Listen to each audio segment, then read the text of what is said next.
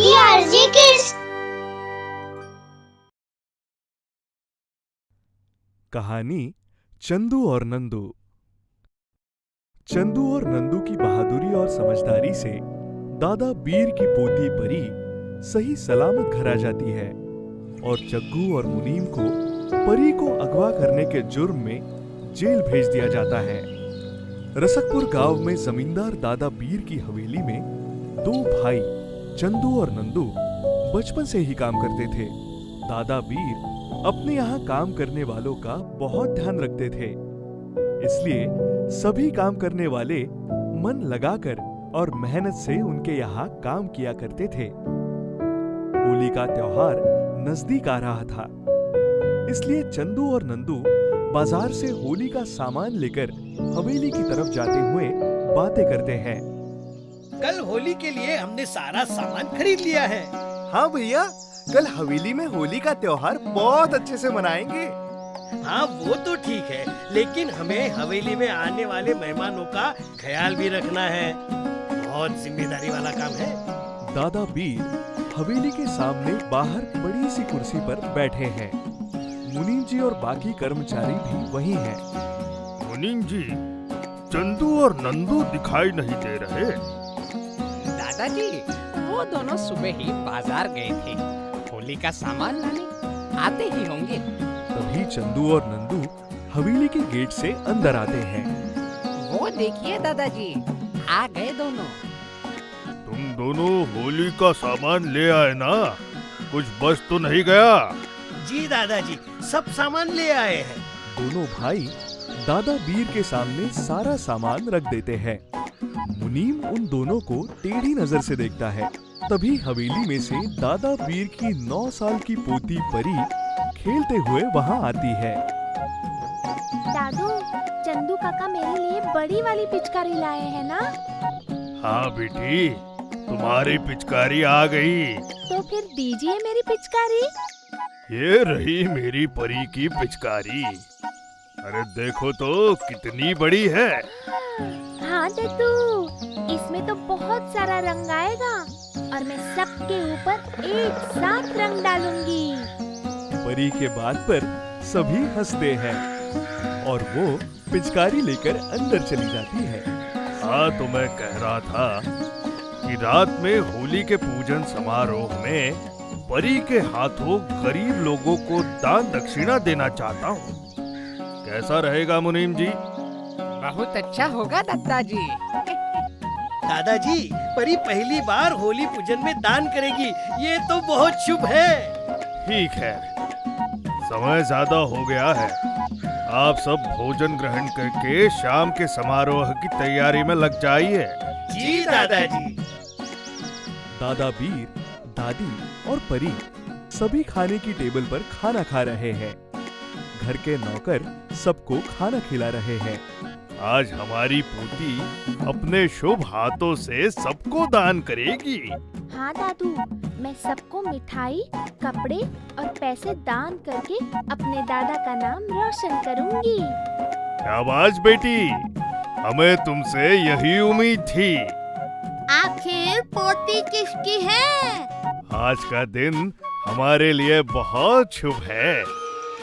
रात को एक तरफ होलिका की पूजा हो रही है और दूसरी तरफ कुछ लोग लाइन में खड़े हैं, जिनको परी सामान दे रही है।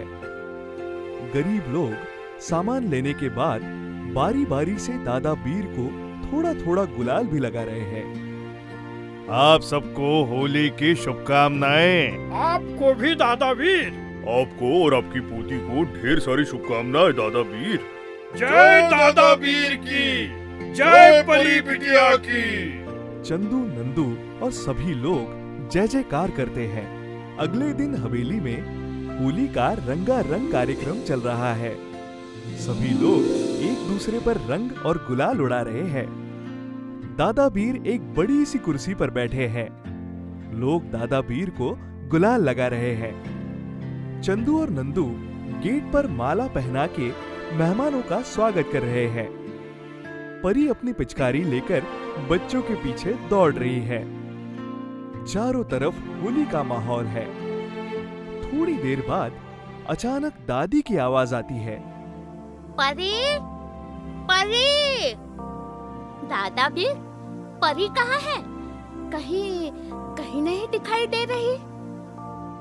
ए, शांत हो जाओ। परी अभी यहीं बच्चों के साथ खेल रही थी। दादा बीर मुनीम से कहते हैं, मुनीम जी, सबको कहो कि परी का पता लगाएं। जी जी दादाजी। खुशी का माहौल अचानक दुख में बदल जाता है। सभी लोग परी को खोजने लगते हैं। तभी एक बच्चा बंटी आकर कहता है, दादाजी, परी को एक आदमी बड़ी सी बोरी में बांधकर अपने साथ पहाड़ी की तरफ ले गया है। काले घोड़े पर बैठकर गया है। तुम सच कह रहे हो बेटा? जी दादाजी। तभी चंदू दादा बीर के पास दौड़ता दौड़ता आता है। उसके हाथ में एक चिट्ठी है। दादाजी, ये चिट्ठी कोई दरवाजे पे छोड़ गया है। पढ़िए इसमें क्या लिखा है। दादा बीर चंदू से चिट्ठी लेकर पढ़ते हैं। सभी लोग उनके पास खड़े हैं। राम राम दादा बीर, ध्यान से सुनो। आपकी पोती हमारे पास सुरक्षित है। 2 दिन में 50 लाख रुपए का इंतजाम कर लो तो परी तुमको वापस मिल जाएगी। पैसा कहाँ और कब देना है वो अगली चिट्ठी में पता चल जाएगा। याद रहे, चालाकी का अंजाम बुरा होगा। अगली चिट्ठी का इंतजार करो। राम राम। परी बेटा, कहाँ हो तुम? दादा बीर, कैसे भी हो आप मेरी बच्ची को लेकर आओ। हाँ हाँ, परी जरूर वापस आएगी। दादा बीर, आप चिंता ना करो। मैं शाम तक परी को हवेली में लाकर ही रहूंगा। ठीक है चंदू, तुमसे हमें ऐसी ही आशा थी। चंदू बंटी को अलग ले जाकर पूछता है, बेटा, कितने आदमी परी को लेकर गए और वो दिखने में कैसे थे?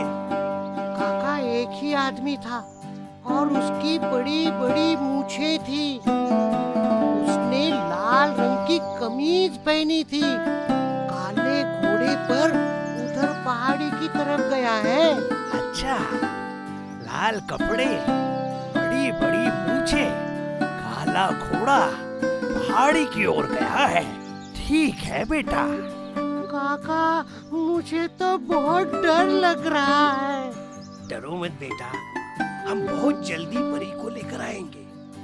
चंदू और नंदू परी को खोजने पहाड़ी की ओर चल पड़ते हैं। चंदू के पास रस्सी और डंडा है। रास्ते में वो एक किसान से पूछते हैं, सुनो किशन भाई, यहाँ गांव में काला घोड़ा किसी के पास है? किसान को कुछ पैसे देता है। अरे भैया, उस पहाड़ी पर एक छोटा सा पाली गांव है। उस गांव में एक जग्गू टांगे वाला है। उसी के पास काला घोड़ा है। धन्यवाद। अच्छा, राम राम। वो दोनों पाली गांव पहुंचते हैं। वहाँ एक जगह काला घोड़ा बांधा हुआ है। साथ ही एक छोटी सी झोपड़ी भी है। चंदू और नंदू एक पेड़ की आड़ में छुपकर उस तरफ देखते हैं।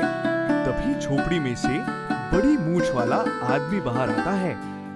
चंदू नंदू से धीरे से कहता है, बहुत संभाल कर काम करना पड़ेगा। लेकिन भैया, अब परी कहाँ है? परी इसी झोपड़ी में होगी। चंदू एक बड़ा सा पत्थर उठाकर दूसरी दिशा में फेंकता है। पत्थर की आवाज सुनकर जग्गू उसी दिशा में जाता है।